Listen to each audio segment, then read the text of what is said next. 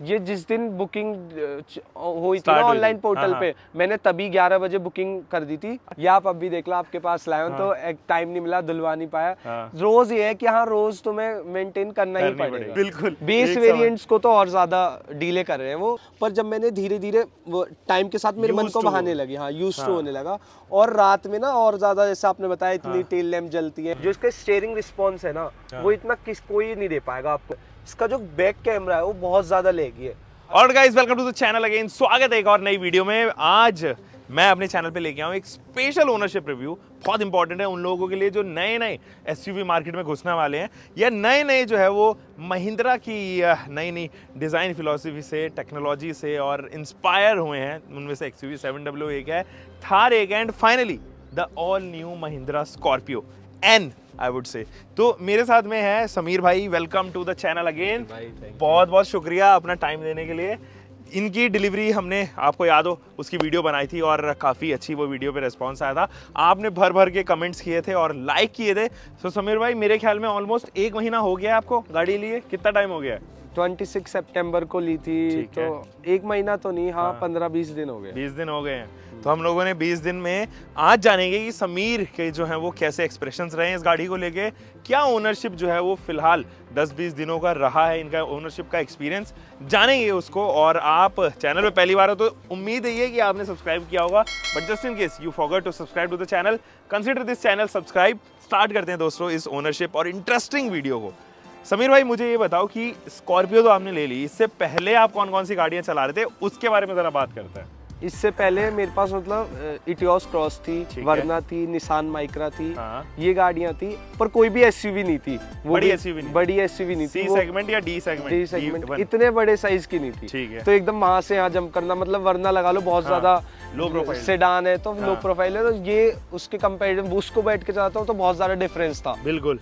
Starting में मुझे थोड़ी डिफिकल्टी भी हुई, ट्रैफिक में डर लगता था ऐसे, पर एक ड्रास्टिक चेंज मैंने महसूस करा कि अरे इतना साइज हो। तो हैचबैक आप चला रहे थे, सेडान चला रहे थे, और कोई भी अभी कॉम्पैक्ट एसयूवी नहीं रखी है आपने।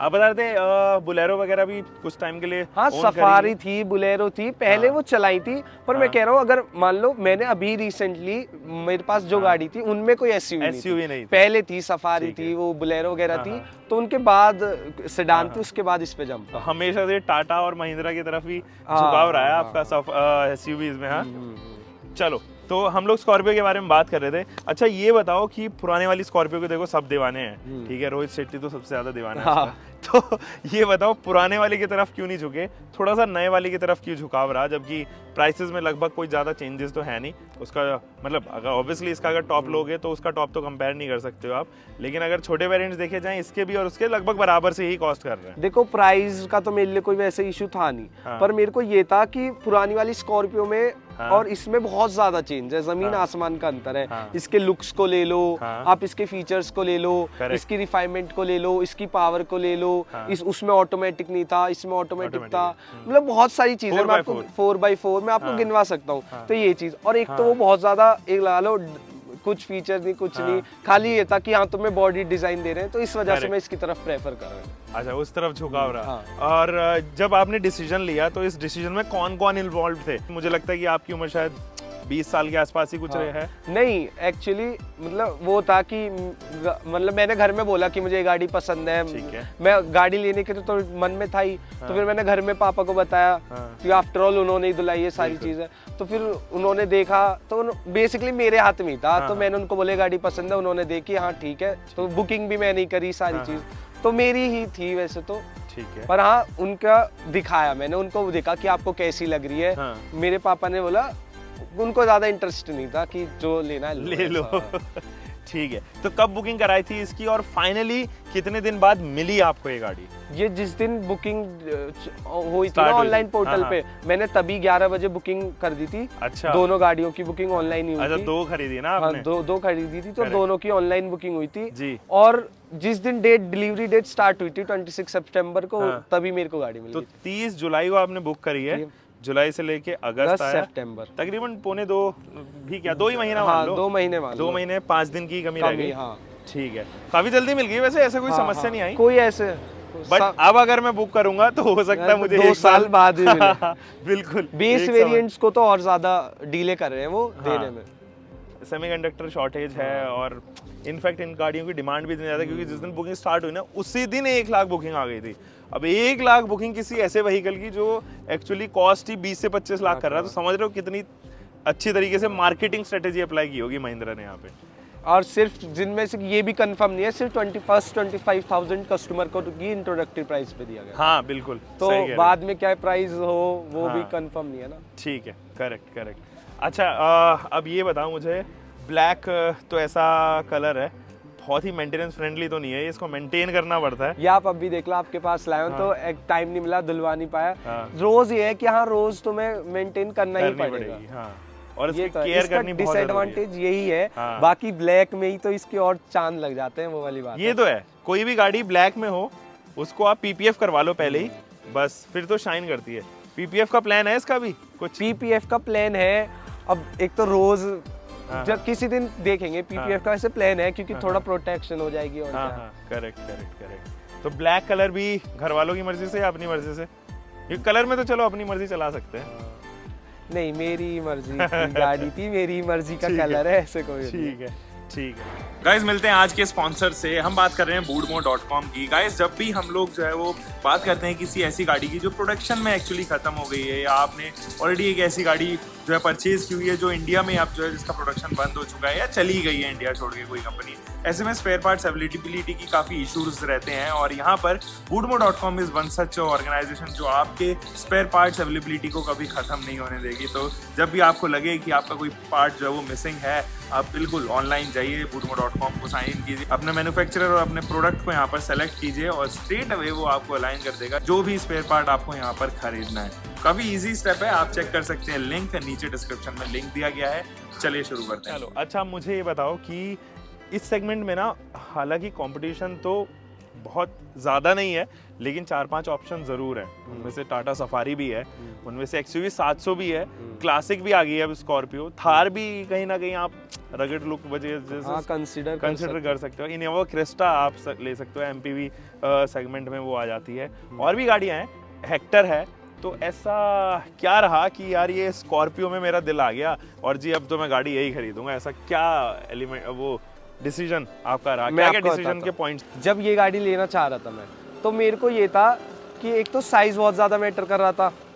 तो जो जिस प्राइस पॉइंट में थी, कौन कौन सी गाड़ी आती है, सफारी हो गई तुम्हारी, इनोवा क्रिस्टा हो गई, और मतलब कोई और ज्यादा थी नहीं। तो XUV 700 हो गई। तो इन सब में अगर आप कंपेयर करोगे ना, जो सबसे ज्यादा बल्की फील करवा रही है ना वो यही है।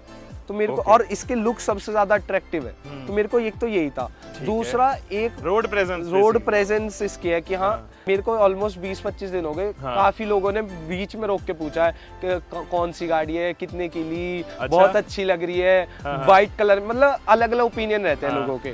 तो वो चीज अगर मैं कोई और गाड़ी लेता तो नहीं हो पाती। एक तो मार्केट में बहुत ज्यादा नहीं है, तो कॉमन नहीं है, हर कोई एकदम अट्रैक्ट होता कि भाई ये क्या चीज है, तो उस चीज को लेके इसलिए मेरी प्रेफरेंस यही रही। सबसे मतलब इम्पोर्टेंट आपका लुक कंसिडरेशन लुक था। हाँ ठीक है। अच्छा वैसे सफारी हो गई और हैरियर हो गई, उनमें वो फ्रंट व्हील ड्राइव ज्यादा ओरिएंटेड है। हाँ। तो वो बेसिकली कह सकते हो कुछ अर्बन SUVs आप उस तरफ लेके चल सकते हो, लेकिन उनका जो लुक है उससे वो थोड़ी बल्कि लग सकती है। इससे पहले हैरियर चलाई थी। हाँ। हैरियर भी चलाई थी, सफारी भी चलाई थी, अब जो नए वाली तो एक फ्रेंड की। तो मैंने देखा कि वो हाँ पैनोरामिक व्यू है, अच्छा वेंटिलेटेड सीट्स भी दे रही है, जो कि इसमें नहीं है, ना वेंटिलेटेड सीट्स ना पैनोरामिक। पर उसमें वो एक तो मुझे स्टीयरिंग में थोड़ा वही वाली फील आ रही थी, इसका बहुत ज्यादा स्मूथ स्टीयरिंग, उसका इतना स्मूथ नहीं था, थोड़ा हार्ड है। और थोड़ा सा ये बहुत ज्यादा लैग ही नहीं है इसका गियर बॉक्स, उसका फिर भी थोड़ा सा लगता है कि हाँ उठने में थोड़ा सा टाइम लेगा। तो मेरे को यही बेटर लगी। अच्छा यही बेटर लगी, चलो कोई नहीं, काफी अच्छी चॉइस है। वैसे अगर मैं होता तो शायद मैं भी स्कॉर्पियो ही कंसिडर करता इन दोनों तीनों में। ये तो चलो चीजें काफी सही रही, लेकिन मुझे ये बताओ कि महिंद्रा हो गई, टाटा हो गई, इनकी ना अभी भी कस्टमर सेटिस्फेक्शन या फिर आप कह सकते हो कि सर्विस, आफ्टर सेल सर्विसेज से रिलेटेड, अभी तो हालांकि इसकी नहीं हुई है, बट क्योंकि आपके पास्ट एक्सपीरियंस महिंद्रा से ज़्यादा जुड़े हुए हैं, तो कैसा फील रहता है महिंद्रा के साथ में आफ्टर सेल सर्विसेज को लेके, या फिर उनका फीडबैक कैसा रहा जब आपने गाड़ी खरीदी? अभी कुछ टाइम से ना अभी रिसेंटली महिंद्रा है ना अपने आप को थोड़ा अपडेट करना चाहे, लोगो बदल दिया और स्कॉर्पियो एंड XUV 700 इन सब के लिए उन्होंने एक अलग से ही सर्विस वाला कुछ डिपार्टमेंट बनाया है ताकि थोड़ा और अपनी सर्विस को डेवलप कर पाए, थोड़ा और इम्प्रूव हो पाए। तो इस वजह से अब मैं इसकी 1000 किलोमीटर वाली सर्विस होने वाली है, 900 कुछ चल चुकी है। तो फिर उनके लिए ऐसे रिस्पॉन्स उनका बेटर रहता है। और एक ये रहता है जब से तुम जुड़े जाते हो ना महिंद्रा से, तो फिर ये रहता है एक शोरूम से तो वो अच्छे से ट्रीट करने लग जाते हैं, उनको पता रहता है पहले पुराने कस्टमर्स हैं, तो फिर उस वजह से कोई दिक्कत नहीं आती, बढ़िया सर्विस रहती है, सारी चीज़ ओके। चलो अब मुझे ये चीज़ और बताओ आप, इस टाइम ज़्यादातर लोग मैं देख रहा हूँ कि वो ना पेट्रोल की तरफ बहुत शिफ्ट हो रहे हैं। जो डीजल वाली मेंटालिटी थी कि यार एसयूवी होनी चाहिए, वो डीजल में ही हो, ये सब लोगों की प्रायोरिटी रहती थी पहले। बट एक तो प्राइस बहुत ही ज़्यादा बराबर से ही हो गए पेट्रोल और डीजल के, प्लस डीजल के डेली एनसीआर में लाइफ भी कम है, तब भी आपका झुकाव डीजल की तरफ क्यों रहा, मुझे ही बताओ।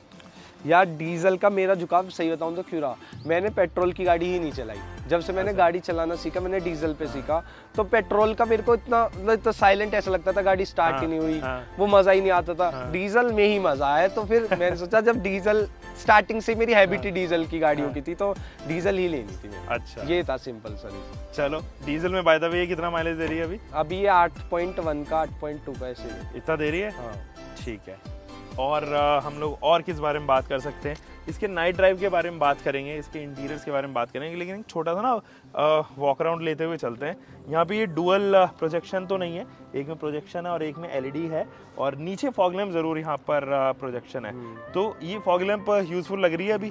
फॉग लैंप बहुत ज़्यादा यूजफुल है, इसमें वो भी है कि कॉर्निंग जब हैंडल कट, हाँ वो भी रात को बहुत यूजफुल फीचर है। और फॉग लैंप बहुत ज़्यादा ब्राइट है, अच्छे फॉग लैंप है। और यहाँ से लुक इसका कैसा लगता है आपको? फ्रंट लुक मैं आपको बताता हूँ, जो इसका बैक लुक और फ्रंट लुक में ना बहुत ज्यादा अंतर है। इतने से पीछे से ज्यादा अट्रैक्टिव, आगे से इतने बल्कि एग्रेशन फेस लगता है ना, बहुत ज्यादा अच्छा लगता है। चलो थोड़ा सा साइड में चलते रहते हैं और जानते हैं इस गाड़ी के बारे में। और मुझे ये बताओ कि ये जो एलॉय व्हील्स हैं, इसका डिज़ाइन पैटर्न आपको कैसा लग रहा है? क्योंकि मेरे लिए शायद बहुत ज़्यादा अट्रैक्टिव नहीं है, ऐसा बिजी नहीं है, इट्स ओके डिज़ाइन, बट आपको डिज़ाइन कैसा लगता है? जो इसके मैनुअल वेरिएंट में ना 17 इंच के अलॉय आते हैं और इसके ऑटोमेटिक में 18 इंच। तो फिर ये मैंने देखा कि उससे अगर तुम मैनुअल देखोगे ना तो उसमें लगेगा यार बॉडी के हिसाब से तो टायर बहुत छोटे लग रहे हैं, और इसमें बिल्कुल ऐसा लगता है हाँ अच्छे, साइज भी अच्छा है, तो बिल्कुल फिट बैठते हैं, तो मेरे को बढ़िया लगते हैं। अब मुझे ये बताओ कि ये जो विंडो एरिया है ना, काफ़ी बड़ा सा विंडो एरिया है और इसको हॉरिजॉन्टली भी रखा गया है। इनफैक्ट इसका जो क्वार्टर मिरर है ये भी काफ़ी बड़ा रखा गया है। तो कभी पीछे बैठे हो अभी तक ऐसा हुआ कि किसी और ने गाड़ी चलाई हो और थोड़ा ऐसा लग रहा हो कि इन विंडो की वजह से जो है वो स्पेस ज़्यादा लग रही हो गाड़ी की? स्पेस बहुत ज़्यादा, स्पेशियस तो अंदर से लगती है और एयरी फील होता है, क्योंकि विंडो बहुत ज़्यादा खुली बड़ी है, तो उस चक्कर में। ठीक है। और ये रिक्वेस्ट बटन अब आ गए हैं स्कॉर्पियो में फाइनली गाइस, तो बस एक बटन दबाओ, गाड़ी लॉक हो जाती है, अनलॉक हो जाती है, जैसे कि अभी हो रही है। एनीवे, ये ORVM भी इसका काफ़ी बड़ा सा ORVM लगता है। ORVM काफ़ी बड़ा है, और इनफैक्ट ये जो पहले भी थे, ये देखो हल्का सा ये जो डिज़ाइन है ना, ये पीछे से ये काफ़ी हद तक पुराने वाली स्कॉर्पियो से मेंटेन है। उसमें भी इतना हिस्सा जो है ना वो आगे की तरफ थोड़ा निकला हुआ है, इसमें भी वही रखा गया है। यहाँ पर आपको रूफ वाइजर्स देखने को नजर आते हैं, क्रोम का पूरा पार्ट पीछे तक जाता है। और ये ना, ये यहाँ से देखना, ये बिच्छू का जो हाथ होता है ना, ऐसे स्कॉर्पियन जैसा डिजाइन देने के लिए कोशिश कर, हाँ स्कॉर्पियन जैसा जो डिजाइन है, तो पीछे से उसका वो होता है मारने वाला, वो बिल्कुल ऐसा डिजाइन लगता है। स्टिंग जैसा यहाँ पर भी आपको मैं दिखाऊं, आगे जो फॉग लैंप है ना उसमें भी, उसमें भी अलग अलग जगह ऐसे थोड़ा थोड़ा वो कहीं ना कहीं। ये फुट पैक्स यहाँ पे दिए गए हैं, फुट स्टेपर्स आप इनको कह सकते हैं। और इनका इस्तेमाल करते हो आप या फिर सीधा जंप? इनका इस्तेमाल होता है, मम्मा वगैरह कोई भी बैठता है तो उनको यूज तो ऑब्वियसली होता है, इतना ऊंची गाड़ी है तो उसके बैठने के लिए। तो काफ़ी प्रोटेक्टिव से भी लगते हैं, क्योंकि जब गाड़ी चलती है तो ये अननेसेसरी के स्क्रैचेस से भी ज़रूर बचाती है। और पीछे चलते हैं समीर और पीछे से इसका डिज़ाइन देखते हैं। गाइस अब रियर प्रोफाइल की बात आती है, तो यहाँ पर ना कुछ ये देखो, ये वाला जो पूरा एलिमेंट है ये पुराने वाली स्कॉर्पियो की डिज़ाइन की याद दिलाएगा आपको। स्पेशली वो जो अभी आई है, उससे पहले जो स्कॉर्पियो आती थी पूरा ऊपर से नीचे चला करता था, बट अभी क्या है कि ये इतना पोर्शन तक ही चलता है, ऊपर का नहीं चलेगा। And the reason is AREI ने ये बोला कि अगर आप इतनी ऊपर तक की टेल लाइट यूनिट लगाओगे तो हाई माउंटेड स्टॉप लैंप्स का कोई फायदा नहीं रह जाएगा। तो इसलिए ये केवल और केवल इतनी तक यहाँ तक जलेगी। सेम इज विद कुछ चीज़ें हैं इसके अंदर, जैसे कि समीर भाई ये बताओ, ये क्यों लॉक अनलॉक? ये वैसे तो देखा जाए इसका कोई यूज ही नहीं होगा अगर कोई पीछे बैठा है, बिल्कुल। पर मे बी ये वैसा हो अगर किसी को पीछे से एडजस्ट करना हो, खोलना हो। नहीं, ये इसका मैं इस्तेमाल बताता हूँ। पहले एक्चुअली स्कॉर्पियो आ रही थी जंप सीट्स के साथ में, ये सीट नहीं थी उसके अंदर, ऐसे वाली सीट थी। Front face seat. हाँ, तो ये जो है वो तब दिया गया था, बट फिर रिसर्च टीम ने इसको हटाने से मना कर दिया और रिसर्च टीम ने इसको लगे रहने दिया। तो कोई इस्तेमाल नहीं है, फ्रंट फेसिंग की जगह पूरी प्रॉपर बेंच सीट्स आ गई। और चलो एनीवे, अब जब बूट खुला ही है, सेफ्टी भी कुछ पर्पस के लिए था। हाँ, वो कि अगर जंप सीट्स आएंगी तो सेफ्टी रेटिंग्स कम आती हैं, तो उसको अवॉइड करने के लिए यार ये ने बोला कि आपको सीधी सीट्स ही लगानी पड़ेंगी। यहाँ पर अगर आप देखोगे तो बूट ऑलमोस्ट ना के बराबर है, यहाँ पे कुछ ज़्यादा आप सामान रख नहीं सकते, छोटा इतना बूट स्पेस है नहीं, थैला वगैरह ही रख सकते हो। और ऐसा भी नहीं है कि इन सीट्स को जो है वो आप आगे पीछे कुछ एडजस्ट करो, फोल्ड होके आप काफी सामान रख सकते हो। हाँ, इसको फोल्ड करके देखते हैं समीर भाई, फिर फोल्ड होगा। अब यहाँ पे तुम कुछ भी रख सकते हो। अभी जो स्टोरेज आएगी ना, तभी भी बहुत बड़ी स्टोरेज स्पेस नहीं है, इट्स प्रीटी डिसेंट। ओके, मुझे बाकी कंपेयर करें तो औरों के मुकाबले इतनी बहुत कम नहीं है। हाँ, 350 लीटर का ही के आसपास का ही ये, मुझे लगता है कि 350 400 मान सकते हो, मुझे लगता है कि बहुत ज़्यादा है ये। 350 के आसपास ही ये बूट होना चाहिए। ये 400 जाते हो तो आप कॉम्पैक्ट एसयूवी के जो बूट हैं उसकी श्रेणी में चले जाते हो, जो कि फील नहीं हो रहा है यहाँ से। तो यूटिलिटी स्पेस या बूट के मामले में आपको रियलाइज़ होगा कि गाड़ी में थोड़ी सी कम स्पेस है। बात करते हैं अब ज़रा सा समीर, मुझे ये बताओ, ये जो विंडो एरिया है ये भी काफ़ी बड़ा सा है। IRVM में कैसा पीछे का दिखाई देता है? ये पीछे से हाँ डिसेंट दिखाई देता है, पर स्टार्टिंग में ना मुझे इसका बैक लुक इतना अच्छा नहीं लगता था। हाँ, ओवरऑल गाड़ी का बहुत ज्यादा अच्छा डिजाइन था ये वो, पर जब मैंने धीरे धीरे टाइम के साथ मेरे मन को बहाने लगी, हाँ यूज टू होने लगा।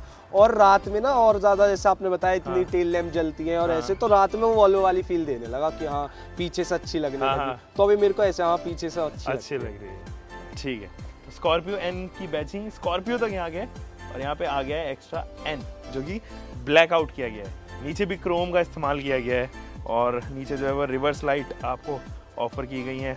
हाँ, ये क्या नाम है, हेलोजन है, हेलोजन है रेगुलर वेब में। नीचे से आपको जो है वो स्पेयर व्हील भी दिखाई दे रहा होगा। 4 सेंसर्स अगेन आपको पीछे भी जो है वो दिखाई देंगे। यहाँ पर भी रिक्वेस्ट बटन मिलता है एक आपको, जो कि बूट के लिए, टेल गेट के लिए एक्चुअली दिया गया है। एंड यहाँ पर वही बटरफ्लाई विंग्स, आपको नया वाला लोगो नजर आएगा। ओवरऑल सही है यार, मतलब समीर देख रहे हो, हाइट काफी अच्छी है ना? ऐसा तो नहीं है ये हाइट की वजह से कुछ बॉडी रोल आती हो गाड़ी के अंदर?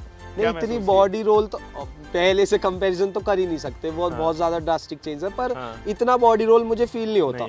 एसयूवी में लमसम रहता ही है ये थोड़ा बॉडी रोल, क्योंकि थोड़ा साइज बड़ा हो जाता है, जो लेडर ऑन फ्रेम चेसी है, तो उस वजह से फॉर्च्यूनर में भी देखोगे उसमें भी थोड़ा रहेगा, इतना तो रहता ही है, पर इतना ज्यादा बॉडी रोल नहीं लगता। चलो गाड़ी के अंदर चले अभी फिलहाल और चेक करते हैं चीजें। सो गाइज, मैं हूं अभी फिलहाल समीर भाई के साथ में, और ये अपनी स्कॉर्पियो मेरे साथ में शेयर करें, इससे बड़ी बात कुछ नहीं हो सकती है। ये है स्कॉर्पियो की चाबी, जो आपको रियलाइज होगी कि ये एक्चुअली महिंद्रा की बाकी एसयूवीज जैसी ही दिखती है। इसके ऊपर एक फ्लिप की है and there you go, emergency case में फ्लिप कर सकते हो। बाकी ये पैसिव कीलेस एंट्री के साथ में आती है, यानी कि आप अपनी गाड़ी को जेब में रख की चाबी को, लोगो बदल दिया थोड़ा। हाँ, लोगो तो जरूर बदला है, जैसे कि मैंने आपको पहले भी बताया था।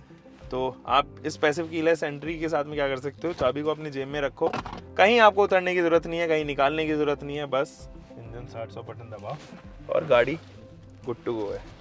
तो फिलहाल इसको सीट बेल्ट को लगाते हैं और चलते हैं। समीर भाई, आर यू रेडी? रेडी भाई। सीट बेल्ट लगा लिया आपने भी? चलो लगा। पीछे की सीट बेल्ट भी दोस्तों बहुत ज़रूरी है, तो उस पर भी थोड़ा सा ध्यान दीजिए।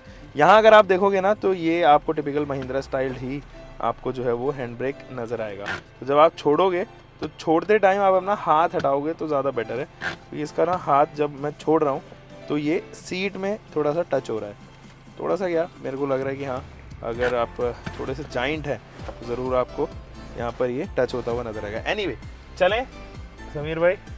तो समीर भाई, सबसे पहली चीज़ कि डीजल इंजन जो है वो काफ़ी इम्प्रूव किए हैं महिंद्रा ने, और सबसे बड़ा इम्प्रूवमेंट जो महिंद्रा ने किया एक्चुअली इन डीजल इंजन के साथ में, वो है NVH लेवल।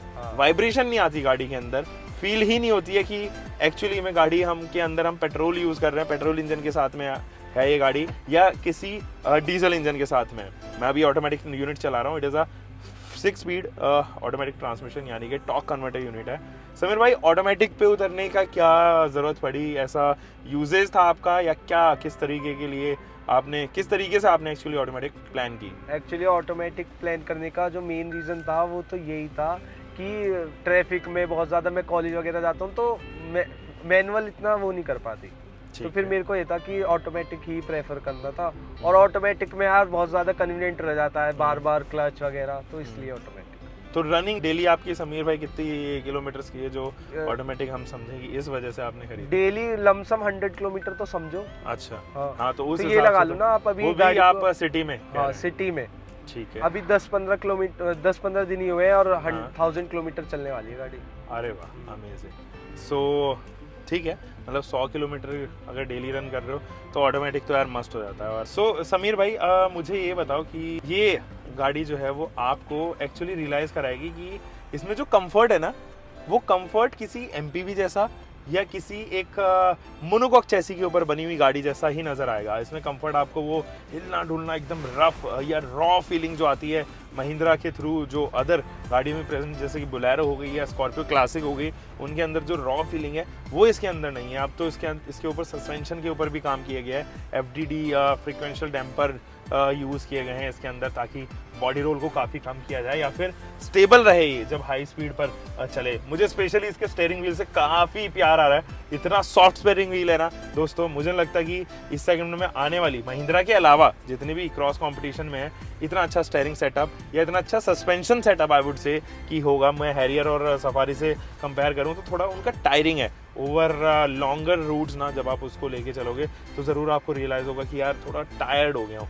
आपका क्या एक्सपीरियंस है इसके ड्राइव को लेके? केवल मुझे ड्राइव का एक्सपीरियंस आप बताओ। व्यू भाई मैं आपको बताता हूँ, इस सेगमेंट में इस प्राइस पॉइंट को ले लो या इससे दुगने प्राइस पॉइंट को ले लो, जो इसका स्टीयरिंग रिस्पॉन्स है ना, वो इतना कोई नहीं दे पाएगा आपको। मतलब इतना ज़्यादा स्मूथ, इतना ज़्यादा रिफाइंड, बहुत ज़्यादा, मतलब एक हाथ से आप स्टीयरिंग घुमा दो, बहुत ज़्यादा स्मूथ स्टीयरिंग है। और ड्राइव में आप ही लगा लो, इतना जूम मोड है ना, अगर आप एक बार चलाओगे ना तो बहुत ज़्यादा अच्छा पिकअप, वो बहुत ज़्यादा मज़ा देती है मतलब चलाने में। अलग अलग मोड है ना इसमें, जिप जैप जूम, तो फिर जूम मोड में तो बिल्कुल एक बार लग के सीधे 2 गियर डाउन शिफ्ट करती है गाड़ी और सीधे खींचती है। ठीक है, तो एक्सीलरेशन पसंद आया आपको इसका? हाँ, एक बार हम खींच के देखें। और गाइस, अब एक लंबा स्ट्रेच है तकरीबन 1 किलोमीटर का, कोशिश करेंगे 500 मीटर तक इसको स्ट्रेच करेंगे, क्योंकि आगे से ना रॉन्ग साइड एक बाइक भी आ रही है।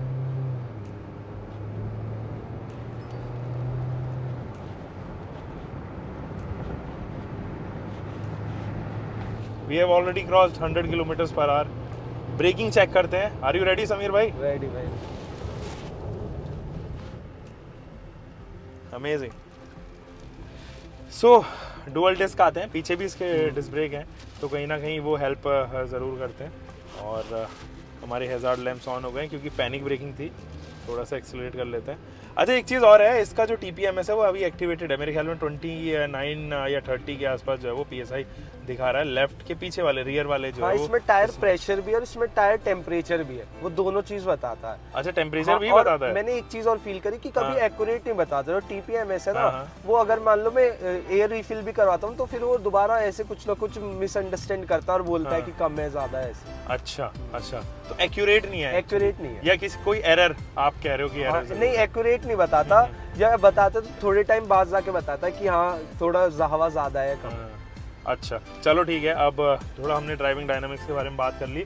मुझे ये बताओ कि इसका नाइट विजन कैसा है, जो इसके थ्रो है इस प्रोजेक्टर्स की हाई और लो बीम पे, वो कैसा परफॉर्म? मैं थ्रो बताता हूँ आपको।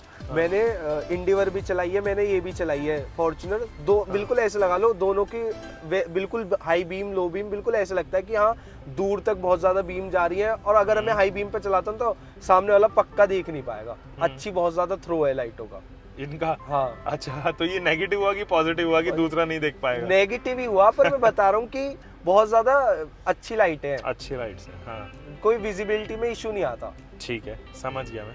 यानी कि जब भी आप इसको ऐसी रोड पे निकल रहे हो जहाँ पे शायद स्ट्रीट लाइट भी ना हो, तो हेडलाइट अच्छा काम करेगा।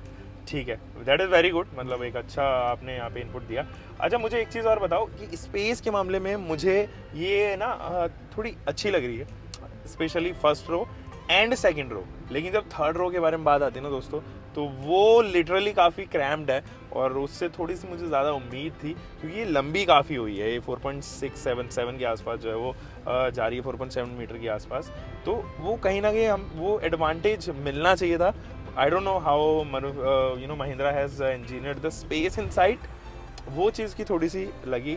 आप क्या कहते हो समीर भाई स्पेस को लेके? स्पेस इसमें बिल्कुल पूरा है, कोई स्पेस वाइज तो मुझे इशू रहता ही नहीं है, क्योंकि फैमिली मेरी थोड़ी जॉइंट फैमिली है, तो पीछे बच्चे आ जाते हैं, सामने कंफर्टेबल सीट्स है। स्पेस वाइज मुझे लगा हाँ स्पेशियस है गाड़ी, और काफी एरी फील होता है। आप देखोगे विंडो इतनी काफी ज्यादा वाइड है, तो इस वजह से दिक्कत नहीं आती, काफी अच्छा स्पेस है ओवरऑल। ठीक है। और इंफोटेनमेंट सिस्टम से रिलेटेड क्या आप कह सकते हो कि कैसा लगा आपको इस इंफोटेनमेंट सिस्टम? क्योंकि हाँ, मेरे को आपको एक और चीज बतानी, इंफोटेनमेंट सिस्टम तो काफी अच्छा है, नो डाउट, स्पीकर काफी अच्छे, साउंड क्वालिटी अच्छी है, पर इसका जो बैक कैमरा है वो बहुत ज्यादा लैगी है। अगर लैगी है बहुत ज्यादा, एक आप रिवर्स कैमरा डाल के देखना, और अभी हम हॉट लेते हैं और रिवर्स पे डालते हैं, रिवर्स कैमरा डाल के देखो, बहुत ज्यादा 1 सेकंड का लैग करता है। अगर ये वाइड स्क्रीन में होगा तो 1 सेकंड का लैग करेगा, पर अगर ये स्मॉल स्क्रीन में होगा तो लैग नहीं करता। सो गाइस, यहाँ अगर आप देखोगे ना तो एक बटन है, इसको मैं दबाऊंगा तो आगे का DRVM जो है वो एक्टिवेट हो जाएगा, यानी कि अब फ्रंट का जो है वो आपको कैमरा देखने को नज़र आ रहा होगा। यहाँ से आप ये देख सकते हैं दोनों के दोनों साइड व्यूज़, और अगर मैं कहूँ तो ये फ्रंट व्यू हो गया। अगर आप जूम करना चाहते हो तो जूम भी हो जाएगा। अब अगर मैं इसको डालता हूँ रिवर्स में, गाड़ी को करता हूँ स्टार्ट,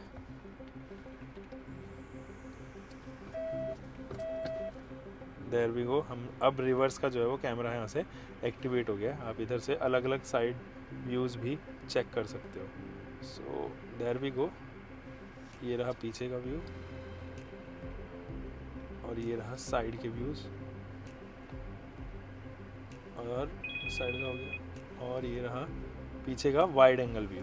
तो थोड़ा सा लैग है, जैसे कि मैं रिलीज़ करूँगा ना अभी, आप देखना इसमें हल्का सा लैग आएगा, ये बिल्कुल तभी नहीं मूव करेगा, लैग करके मूव करेगा इधर। तो है समीर टोल्ड मी कि लैग इसके अंदर ज़रूर है।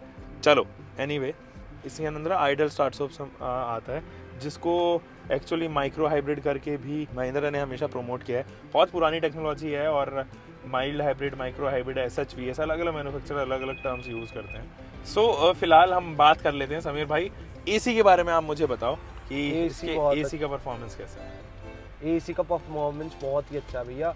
ये लगा लो, अगर मैं सामने लो पे कर देता हूँ तो मान लो विदिन 5 मिनट मेरे को ठंड लगने लग जाती है। लेकिन इसके अंदर एक ड्रॉबैक जरूर है, शायद आपने नोटिस ना किया हो, इसका जो AC के वेंट्स है ना वो 3rd रो में नहीं है, केवल 2nd रो तक ही सीमित है। इसके लिए महिंद्रा ये बोलती है कि इसका ये जो पीछे रेयर में है ना, ये ब्लोअर नहीं है, ये AC है। हाँ, तो इस वजह से प्रॉपर यहाँ पे AC रहता तो पीछे तक कर देता। हाँ, पर पीछे होने चाहिए थे AC में। करेक्ट। इसका जो 2nd रो है एक्चुअली उसमें भी कंप्रेसर का इस्तेमाल किया गया है। इट्स 2nd कंप्रेसर जिसके 2nd रो के लिए जो है वो बना है।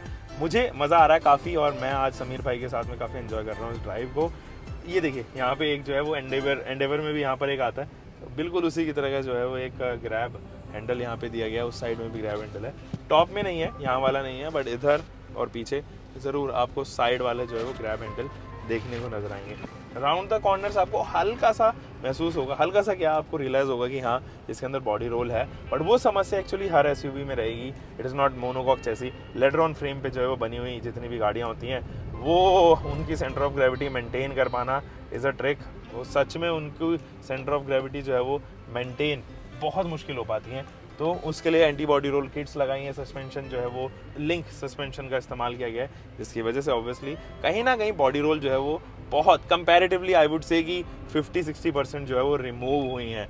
बट अभी भी इन बॉडी रोल्स को जो है वो आप कंट्रोल नहीं कर सकते बिल्कुल भी, क्योंकि अगेन नेचर है ये गाड़ी का, ये SUV का, ये बड़ी ऊंची बनाई गई है। मुझे अभी भी बोनट जो है वो दिखाई दे रहा है यहाँ से, तो कभी भी मैं अगर ऐसी जगह लेके जा रहा हूँ गाड़ी को जहाँ पर एक्चुअली में क्लस्ट्रोफोबिक मुझे फील हो रहा है, तो मुझे सच में फ्रंट के कैमरे की भी ज़रूरत नहीं है, मुझे रियलाइज़ हो जाएगा कि हाँ आगे से कितना मार्जिन जो है वो अभी बचा हुआ है गाड़ी का। सो यस समीर भाई, वाइंड अप करते हैं इस अच्छे से अमेजिंग से रिव्यू को। आप मुझे बताओ कुछ ऐसी चीज़ जिसके ऊपर हम लोग इस वीडियो को एंड कर सकते हैं स्कॉर्पियो के बारे में, जो आपको लगता हो कि आप शेयर कर ओवरऑल सको। मैं भैया आपको बताना चाहूंगा कि अगर किसी के पास मान लो 25 से 30 लाख का बजट है ना, हाँ और जी। उसको एसयूवी चाहिए, हाँ। बहुत राइड टू फन चाहिए, और फीचर्स भी चाहिए, साइज भी चाहिए, बढ़िया लुक भी चाहिए, हाँ। तो नो डाउट इसको प्रेफर कर सकता है। हाँ। बिल्कुल स्मूथ है, बहुत ज्यादा कंफर्टेबल है, हाँ। और तुम्हें वो देगी जो तुम्हें फील चाहिए हाँ। एसयूवी वाली, वो इसमें प्रॉपर है। करेक्ट। और वेटिंग पीरियड का क्या करना होगा? वेटिंग पीरियड का, हाँ वो ये एक इशू आ सकता है, वो आई थिंक महिंद्रा को सुधारना चाहिए। अगर उसको अपने कस्टमर सेटिस्फाइड रखने हैं तो वेटिंग पीरियड उसे हटाने चाहिए। ठीक है, चलो, बहुत ही जेन्युइन रिव्यू था दोस्तों, एंड कंप्लीटली आप ही के लिए बना था, डेडिकेटेड था। कमेंट सेक्शन में जरूर मुझे बताइएगा क्या क्या आप लोगों को और कंटेंट चाहिए। मुझे फॉलो कीजिए इंस्टाग्राम पर, है माई इंस्टाग्राम आईडी। हम मिलेंगे दोस्तों एक और नई वीडियो के साथ में। आप तब तक अपना ध्यान रखें, सुरक्षित चलें। Until for next time, bye bye, take care and keep living your car, bike, whatever vehicle you are having, drive safe guys.